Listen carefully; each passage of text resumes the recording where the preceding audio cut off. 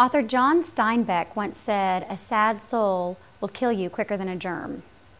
If you think about it, it's so true. You realize that it's true. You've probably seen or read about examples in your own community where a couple who've been married for 47 years, the wife dies either unexpectedly or even expectedly, and anywhere from 3 weeks to 6 months later, the husband, who maybe was otherwise perfectly healthy, dies. He's brokenhearted. It is possible to die of a broken heart. The beautiful and wonderful truth, though, is that it's not necessary.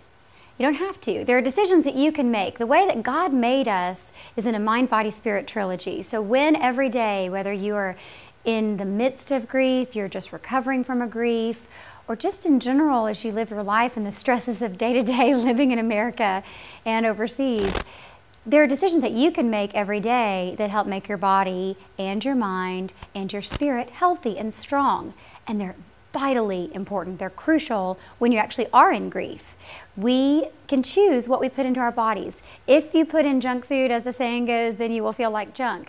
But actually, when you're grieving, that sort of thing can practically shut your whole system down. If you're constantly fueling with alcohol when you're grieving, if you're medicating with food that's junk food, if you're medicating with anything else that you're putting in your body that's not edifying to your body, you're going to feel like junk and you're not going to heal the way that you could. Same is true for the music that you allow into your brain, into your mind, and into your heart. The same is true of what you allow through your eyes, through television, through what you're reading, through pictures that you see. What goes in is what lives there. It's not just so much what goes in is what comes out, but really it's what then takes root in your soul. And when your soul is already challenged, when your soul is already a bit broken from a grief, a death, or a surprise job loss, a tragedy of some sort, a great conflict in war, post-traumatic stress disorder, which is happening to just too many of our soldiers.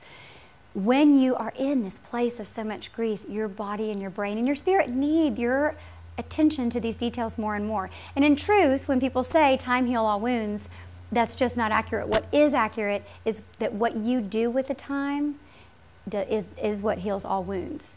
If you make smart decisions, if you decide, I'm not going to sit and watch another hour of mindless television, I'm going to get up and go walk around the block.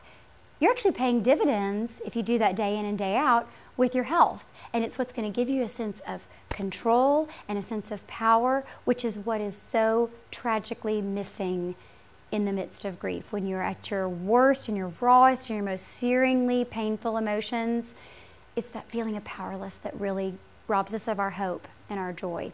You can do something about it. Please join me in learning about it on our website, madelinehymns.org. We'd sure love for you to join what we're doing at Madeline Hymns Missions, and I wish you Godspeed.